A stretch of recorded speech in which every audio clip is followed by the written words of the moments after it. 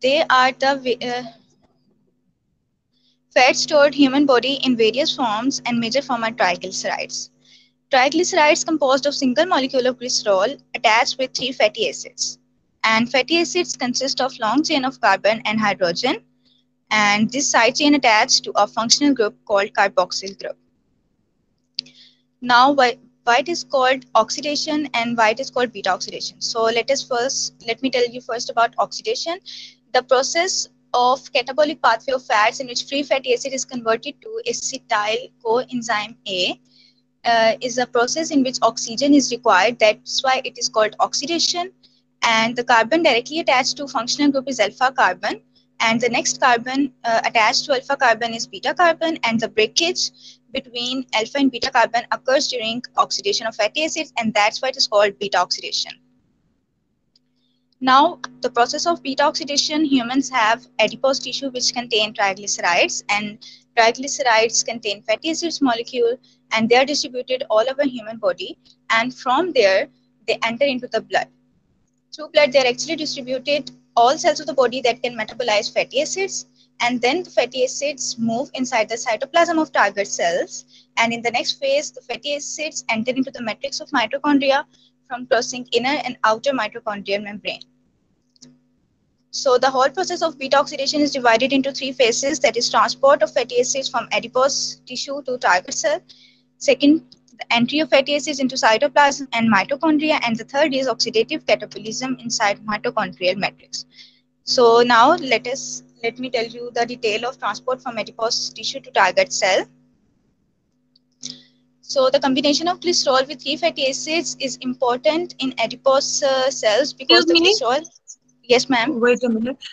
Keep on changing the slides with what you are talking. अभी आप हमें अब नेक्स्ट बता रही हैं कि एडिपोज टिश्यू से टारगेट सेल्स तक कैसे मैने होगा, लेकिन स्लाइड जो है वो तो पुरानी चल रही है. मैम ये जो थ्री फेजेस हैं इसी के अंदर मैं डिटेल बता रही हूँ, और वो जो आगे एक डायग्राम आएगी उसके अंदर फिर वो सारा कुछ होगा. Okay okay okay fine. Okay. So the combination of glycerol with three fatty acids is important because glycerol has a large molecular mass which prevents the escape of free fatty acids from adipose cells. Firstly, the enzyme lipase comes into play which break bond between glycerol and free fatty acids. And once the bond is broken, the free fatty acids can enter into the bloodstream and go to the target cell. Only two types of cell cannot metabolize fatty acids. One is red blood cell and the other is nervous tissue cells. They cannot metabolize fatty acids because they do not contain mitochondria, which is very essential for fatty acid metabolism. Now, the target cells are able to metabolize free fatty acids with the help of mitochondria. The free fatty acids enter into the cytoplasm of mitochondria through a special protein called fatty acid protein transport. In the next step, the free fatty acids enter into the matrix of mitochondria, and in which it changes into its in the next step the free fatty acids enter into the cytoplasm and it changes into its active form fatty acyl CoA, which oxidized into the matrix of mitochondria. And this reaction is catalyzed by the acyl CoA synthetase in the presence of ATP, which convert to monophosphate with the removal of molecule of pyrophosphate. The reaction takes place at many sites in the cells, including the outer mitochondrial membrane, the endoplasmic reticulum, and the peroxisomes.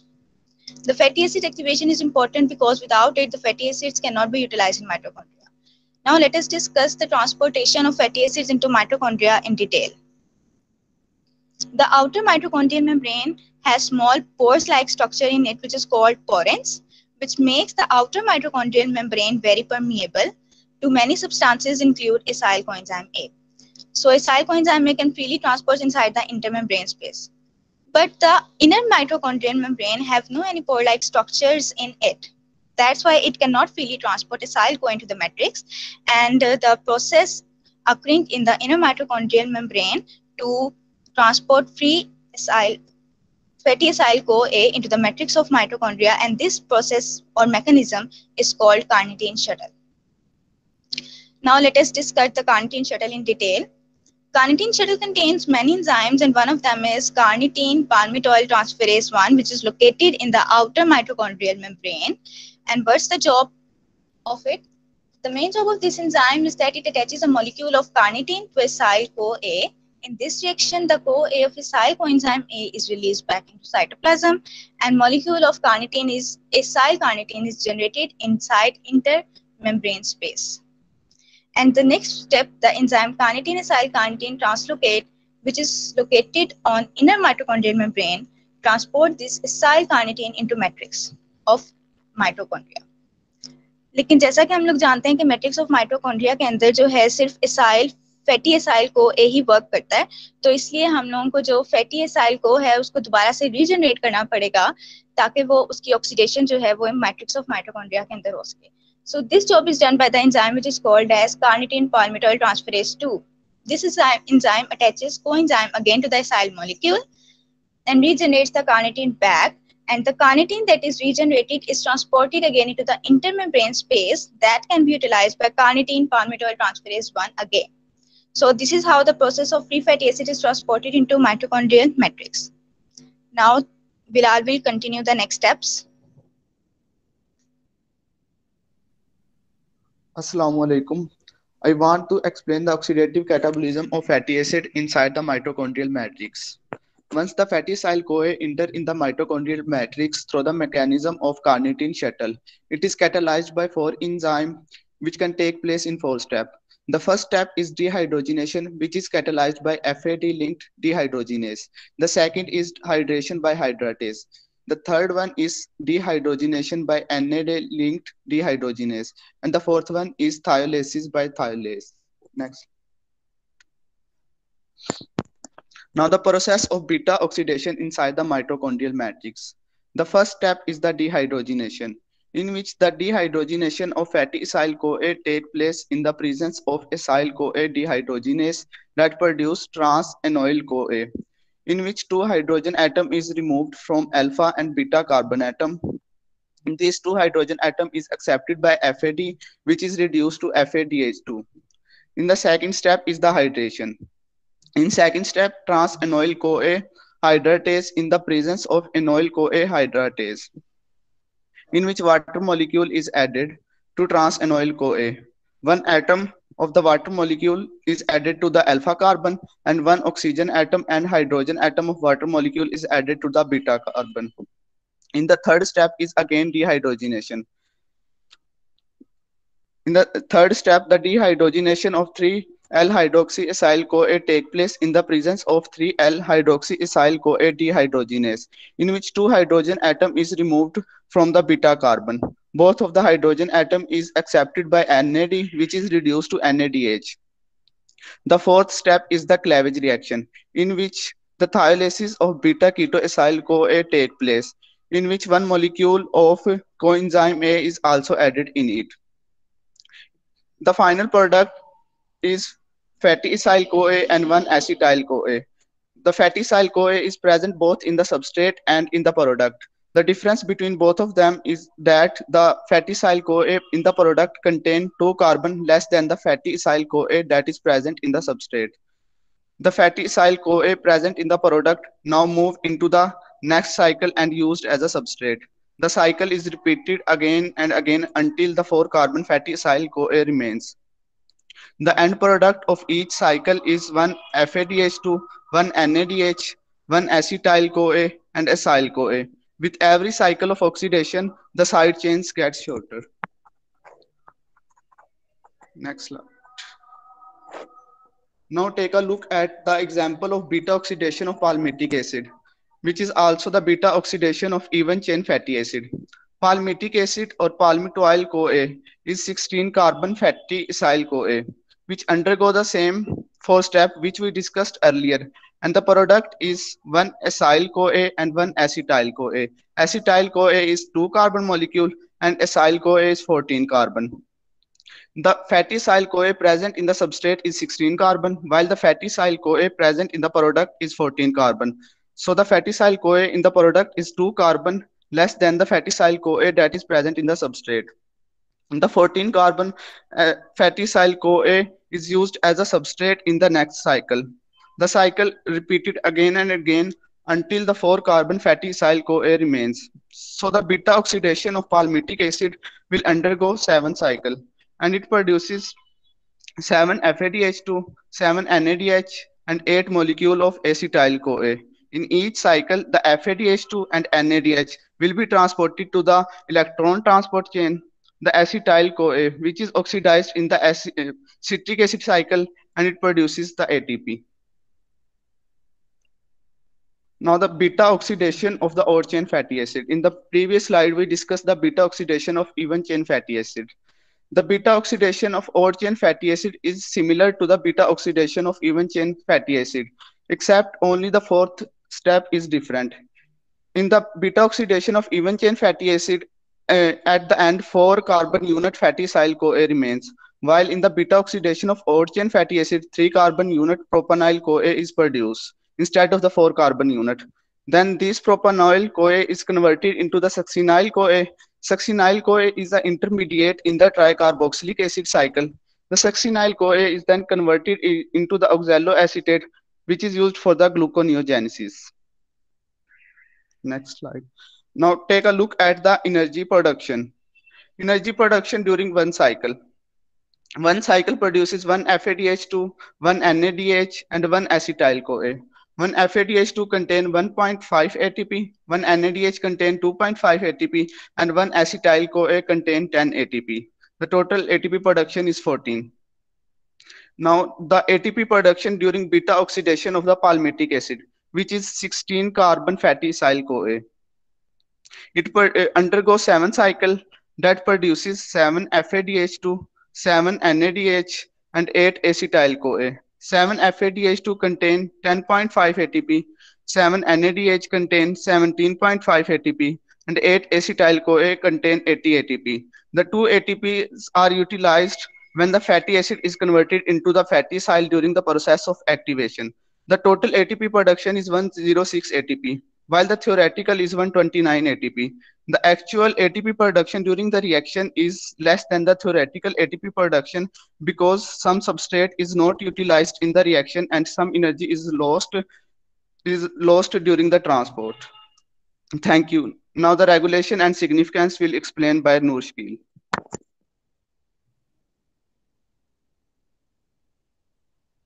Assalamu alaikum, I am Noor Shakil and I'm going to continue with the regulation of fatty acid oxidation.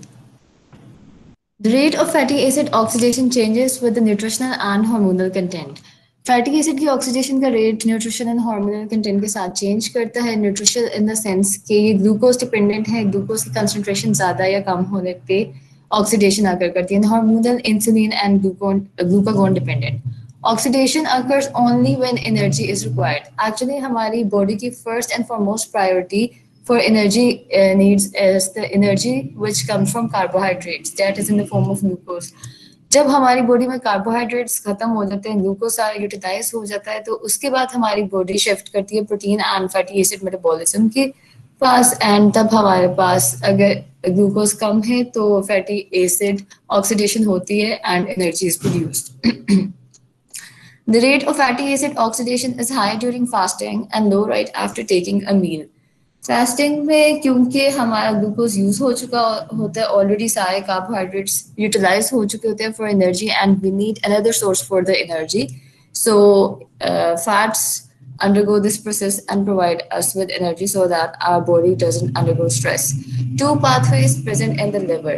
In the liver, fatty acyl CoA can be converted to triacylglycerols if the glucose is high, or it can be converted, shifted to beta oxidation if the level of glucose is low and we are in need of energy. Carnitine shuttle is rate limiting for fatty acid oxidation and is a very important step in the regulation.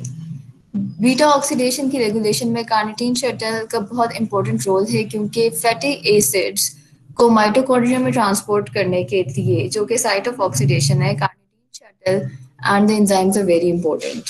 अगर fatty acid mitochondria में enter ही नहीं हो पाएगा तो हमारे पास oxidation अगर नहीं करेगी. मिलेनोल CoA is also very important and it plays a role in the regulation. Whenever the blood glucose level is high, The melanyl CoA also increases in the blood. It deactivates carnitine acetyltransferase 1, which in turn does not let the fatty acid molecule transport into the mitochondria, which is the site of oxidation, and thus fatty acid oxidation does not occur. In short, energy, we don't get the energy from the fatty acids. Now, let us discuss it with the help of a diagram. जब भी हमारे पास high glucose level होता है blood में, when we take dietary in carbohydrate intake, our pancreas produce insulin, and the insulin in turn activates phosphatase enzyme.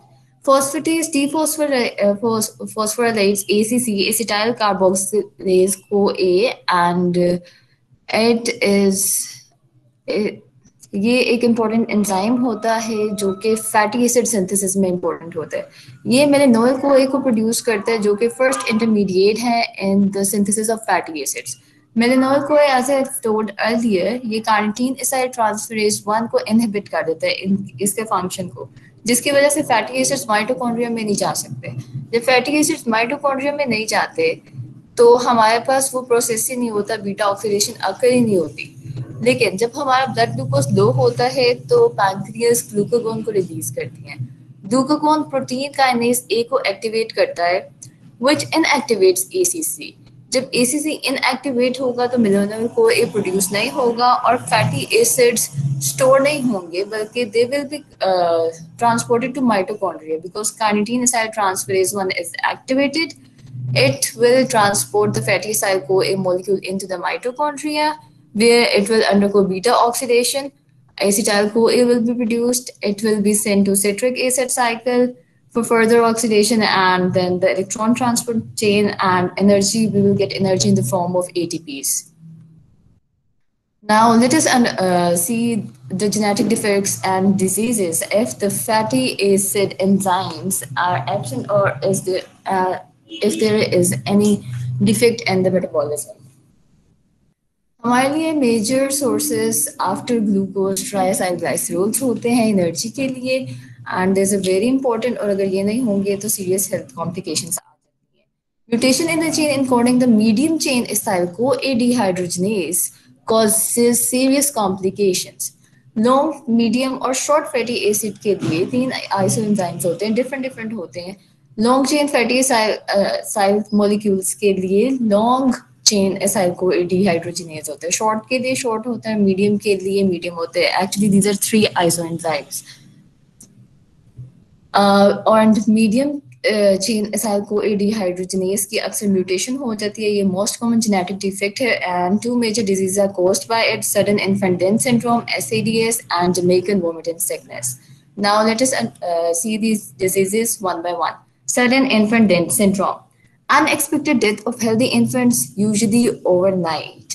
Healthy infants की death हो जाती है सोते हुए. Why? क्योंकि उनमें medium chain acyl CoA dehydrogenase की एब्सेंस होता है, और ये जब एब्सेंट होती है इस एंजाइम की, अगेन हमारे पास फैटी एसिड ऑक्सीडेशन नहीं हो सकती, एंड बीटा ऑक्सीडेशन में ब्लॉकेट होता है. जब बीटा ऑक्सीडेशन नहीं होती तो क्या होता है, इन्फेंट्स जो होते हैं वो मेजरली जो है कार्बोहाइड्रेट्स पे डिपेंड करते हैं अपनी एनर्जी के लिए. अब उनके पास when their energy level is low and they are not fed or given anything for the food, their body have to go for the fatty acid metabolism. But when the fatty acid metabolism is not occurring properly and they are not getting the proper amount of energy, they can die because of insufficient amount of energy. इसके लिए क्या हो सकता है, इसका वाहिद हल यही है कि हम उन्हें केयरफुल मैनेजमेंट दें, डाइट की कोशिश करें कि उन्हें ज़्यादा हाई कार्बोहाइड्रेट डाइट दें और लो फैट डाइट दें, क्योंकि काफ़ी फैट्स जो हैं वो बीटा ऑक्सीडेशन नहीं कर रहे हैं and they will be stored in the body. And body को फैट रिजर्व तक शिफ्ट होने का हम मौका ही ना दें, मतलब कि उन्हें टोटल इंटरवल्स के बाद, शॉर्ट इंटरवल्स के बाद उन इन्फेंट्स को फूड दे दिया जाए ताकि उनकी बॉडी में ग्लूकोज लेवल मेंटेन रहे and they don't have to face serious complications. The next disease is Jamaican vomiting sickness. This disease is caused by eating unripe achy fruit, which contains large quantities of hypoglycin A. Hypoglycin A is an unusual amino acid. It's a toxic one. Ackee fruit is a fruit found in African countries, and I don't think so it is present in Pakistan. When we eat unripe ackee fruit A, it contains large quantities of hypoglycin A, which inhibits the enzyme acyl-CoA dehydrogenase, and thus beta oxidation of fatty acids is blocked, which leads to various complications. It is characterized by severe hypoglycemia because of low glucose level, vomiting, convulsions, coma, and even death can occur. इसका हल क्या है कि we can use octreotides to reduce the secretion of insulin by the pancreas, thereby preventing severe hypoglycemia. जब हमारे पास severe hypoglycemia नहीं होगा तो at least हमारी body का blood glucose level maintain रहेगा so that the patient can survive. And that is all for today. Thank you.